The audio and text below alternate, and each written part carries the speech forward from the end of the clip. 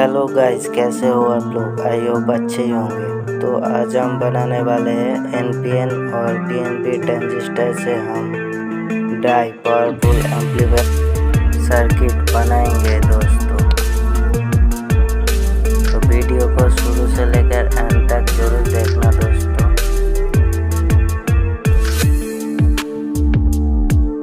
चलिए दोस्तों, अब हम सर्किट बनाना सीख लेते हैं।